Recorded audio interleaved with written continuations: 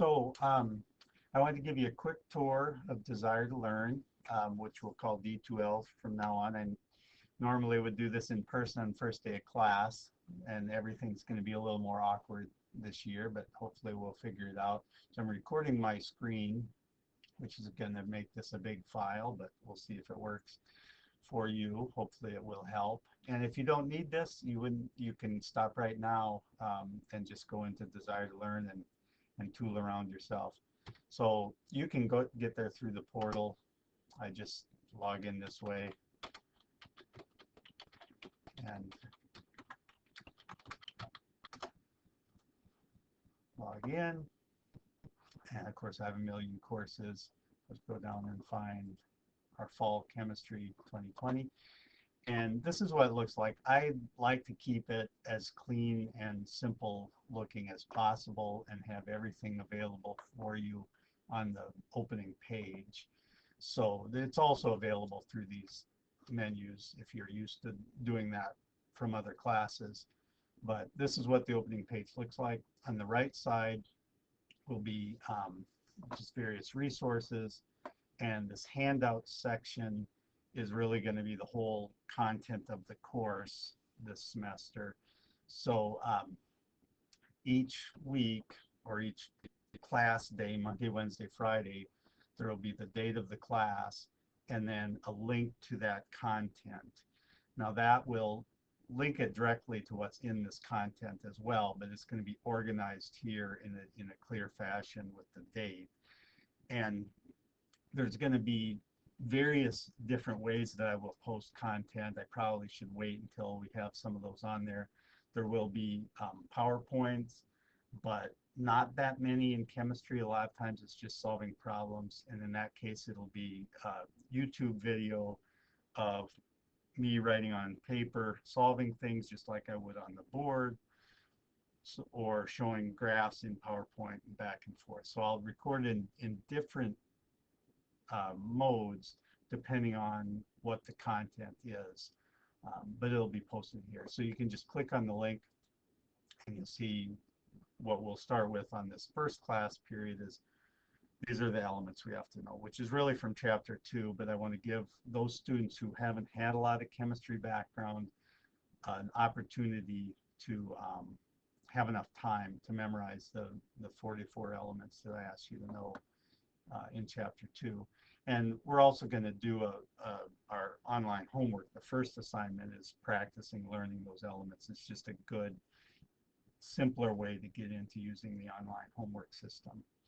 And so as I go through this D2L course, I just want you to check this out on your own and make sure that you can access stuff, because I know I've gone through and found out in the middle of a semester or even at the end of a semester where a student tells me that they didn't know where something was. And then when I email them back and say, well, here it is, and give them a screenshot or something, that's where you can find it. They're always really grateful, but I always feel really, really bad because, you know, they've gone halfway through the semester without knowing how to access important materials. So make sure if you ever have any questions, just let me know. So there's a link to the syllabus here. I'm going to use this later and talk about the syllabus like we traditionally do on the first day of class. That's my email address. Depending on how your computer is set up, if you click on that, it might open your email application. Probably not for a lot of you, depending on what you have installed, but you can just use that email address and email me directly with any questions. I'm going to click on the course schedule. You know, the syllabus, I'll click on it, but no, we're not going to go through it now. It's just all there. It gives you the exam dates, and we'll go through that later. But the course schedule, I just wanted to show that quickly on the first day of class. And this is, as you know, I don't want to belabor the point and go on and on about how everything's different, because we'll do that probably too much. And you're very well aware of how everything has changed in our world, hopefully temporarily with the COVID pandemic. But there's two reasons why the schedule is going to be very much in flux. One is because I've never done this before. I've never taught in this format, and I don't know how much time it's going to take and problems we'll run into, and I want to be able to be as flexible as possible with the content in order to help everyone through the semester. So normally up here I say the schedule of topics is approximate and likely to change. Now I put it's a complete guess and it's going to change. The only thing that won't change is the exam windows, because I have to schedule those. We'll talk about exams in the introductory part, but those will stay the same, and we'll just wherever we're at, that's what will be on the exam.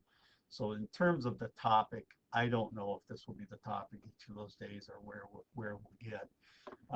The same thing with the homework. I've got the first two chapters on there and the dates, and I think that that's going to work, but they might change. So the first one, first class period, we'll talk about starting to read the chapter and doing this, learning some of the elements on WebAssign, our homework site.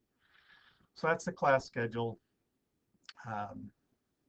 I will repost that as things change, and it'll have a little updated date there each time.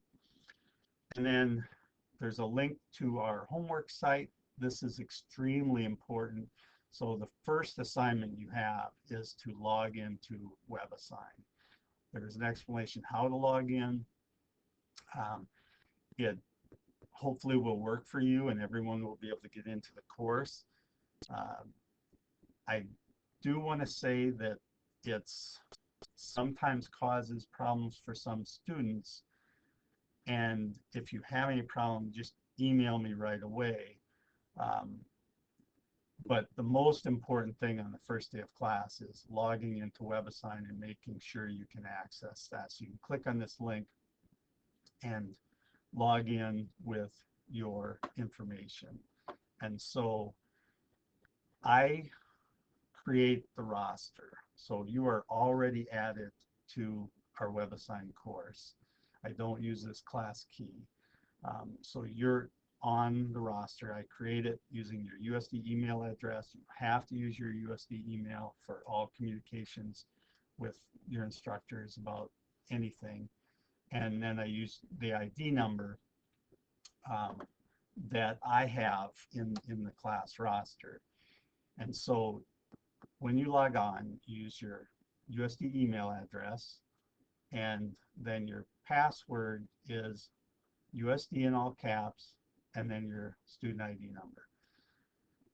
And then change your password on your first login and just sign in and follow the instructions. And it should work for you. Hope it'll work fine and you won't run into any hiccups. If you do, let me know. I know that sometimes some students have trouble with that, and I'll help you get in there. If for any reason you have trouble, then I can send you your information, what your password was initially set to. Then this notifications in WebAssign, this should still work, but I think it's really important that you are able to stay on top of things. I will send a lot of reminders this year, especially given the way things are. I'll probably be more annoying with reminders than I normally would, since I can't do that face-to-face. But you want to go in and just set notifications so that you get an email, so that whenever there are grades posted or homework is posted, of course I'm going to announce it. It's going to be here and it'll be on the schedule, but just so that you get an email reminder, you don't miss any deadlines. So I think that's important. And so in the first week, first day, try to log on, so that on Wednesday, try and log on for sure on WebAssign and let me know if you have trouble. And by the end of the first week, we have to be able to use this and kind of figure that out, that web assign. That's probably the most important thing. So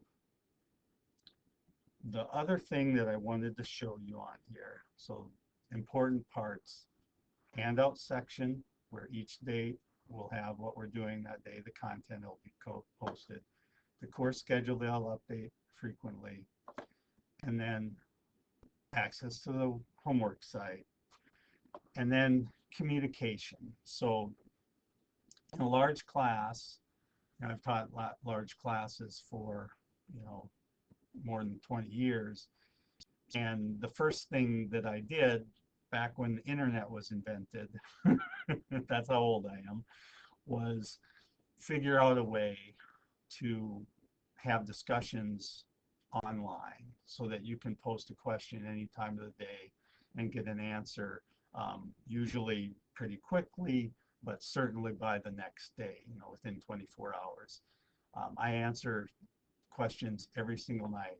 And the issue is, when I went from teaching classes of 20 or 30 students, when I could answer all questions in person or by email, once email was invented, haha.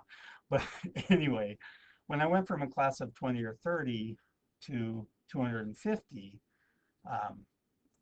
I thought that it would be difficult to answer individual emails and have 250 people come to my office hours.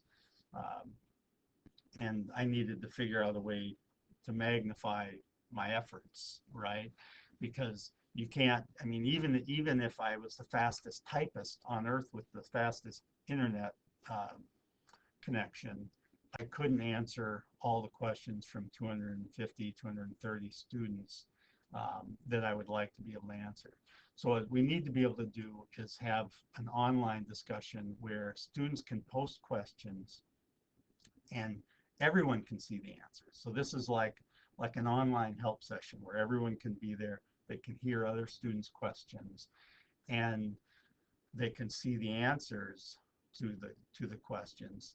And so the main thing is, if you have a question about a homework problem or something about the class that you didn't understand what we were supposed to be doing, I guarantee you, if you have that question, 50 other people have that question, right? And if I had time, I'd be happy to answer 50 individual questions because I like the interaction with students. But it's just not physically possible to do that. So I've got this discussion page set up. I've been using this for a very long time, and it works really well. I've enjoyed, I enjoy the interactions with students in person, but I think this can help more students. I can only, when we could meet in person, can only help a certain number of students in my office hours. We could meet in a group of maybe 10 students, we can find a bigger room. But to have 250, you really need something like this. So I've got it set up, and there's 3 topics. The main topic is just any questions about the course, content, homework, scheduling, anything that you have, and you just click start a new thread and ask a question. On that one, this year, given the situation, I'm not leaving that as anonymous because I want to be able to get to know you, right? And you can subscribe to these. You certainly don't have to. I subscribe so that I get a notification when anybody posts anything, and then I can hop on and answer if I'm available to do that.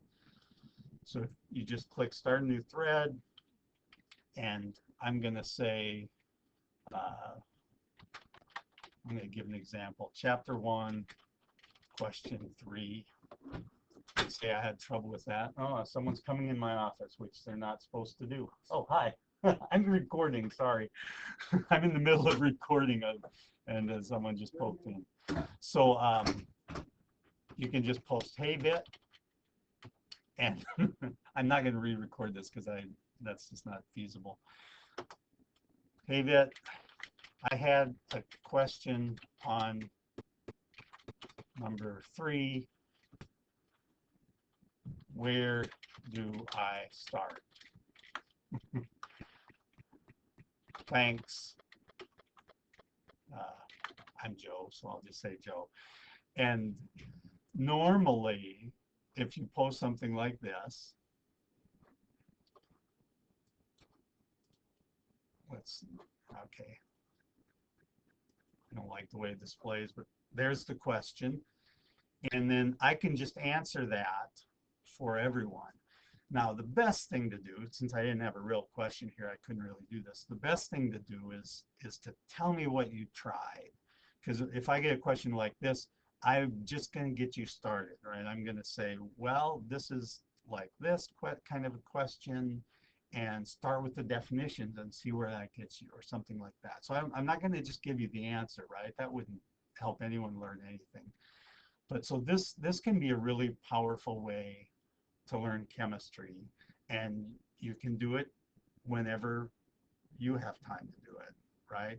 And I'll answer these every night, and sometimes throughout the day as much as I can. So, it's a little less, direct than being able to stop by my office hours or the study table I used to host, but it's really the best way that I can reach a large number of students, because those methods reach even in a class of 250, a very small number of students are able to access my office hours in person, and a very small number do, and it's usually the same 10 students.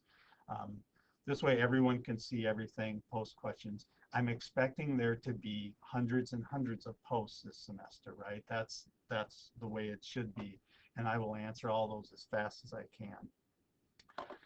This hasn't been used in a long time. I started this when I first started teaching. Actually, before there were these kind of course management systems, I coded one myself, because I wanted students to be able to get help anonymously, and to do this, like if they're really frustrated and they really need help, and they need to do that anonymously, and not just have it wait till the end of the semester when they fill out the evaluations of the course and just say, it was a horrible course and you are a horrible instructor and you ruined my life. Didn't get too many of those, but it's too late at that point. I can't help that student. If there's something that is really, really bothering you about the way I'm doing things, or any feedback at all, you can just start a new thread. And this is where you can post as anonymous and just post whatever you want. It is truly anonymous. I can't tell who you are, and this could be helpful if there's someone, especially in this environment, who's really struggling. If you feel comfortable with it, just send me an email and I'll help you with whatever you're struggling with. But if there's something that you just really hate about the way I'm doing things, or something you like, that's fine too. I always take whatever. But anything about the course, instructor feedback, feel free to use this. And I'll be honest, it hasn't been used by students in many, many years, because things have seemed to be going pretty well in my classes. Everybody seems to think it's okay, but this is a brand new world, right? And I haven't done this before, so I'm learning how to do this, and any feedback would be appreciated. I don't want you to go through the semester with it not knowing where things are, how things work, or thinking it's a disaster. Just let me know and I'll do my best to fix it for you. And then this, if you find what you think is an error, like a homework question isn't working right, and this can go in main too. If you think this homework problem's not working right, it almost certainly is working correctly, because I test them out as best I can, but I'm not perfect. But so you can post about the homework questions in the main, and then, but if you're sure that there's an error, really think there's an error in WebAssign or the textbook, you can post that here. And I'll get those as well. So going back to the course homepage and what this looks like, I really want you to make use of this. I can see, I can't see, like if you post anonymously, I certainly can't see that you've posted anything, but I can see whether students are reading these discussion posts and how much activity there is there. And I I want to see a lot of activity, because that is really our interaction, and the way that I can help you learn chemistry is by questions and answers posted to this discussion page. So anyway, just a quick tour again. Make sure you can navigate around desire to learn, right? Handouts are posted here, syllabus, which no one ever looks at after the first day. The course schedule will get updated, link to the homework site, log on, get in there, make sure you can access it and start that first assignment. That won't be there until Wednesday morning, but, and then discussions. I'm going to push this as much as I can as our way of interacting online, because there's a record there. And then when you're doing your homework, you get to number 3 in the chapter and you can't do it, and it's, there's usually these people that are the trailblazers, right? They're like, the homework's posted, I'm going to do it all today because that's the kind of person I am. No, I wasn't that kind of person. But there's usually, in a large class like this, the people who jump in there and do that, and they're kind of test things out for everybody. And then when you're doing it, if you're a second person, which I hope you're not, but that's the way I was, you can go in there and click and see, oh, somebody already asked my question and Vit already answered it a week ago, and maybe that helps me. It's, maybe a little follow the thread or whatever, but you guys can figure that out. So, all right, that's Desire to Learn. This is our course homepage. This is where everything is, all the important stuff. I hope this will help get you acclimated to the course a little bit, and thanks for listening.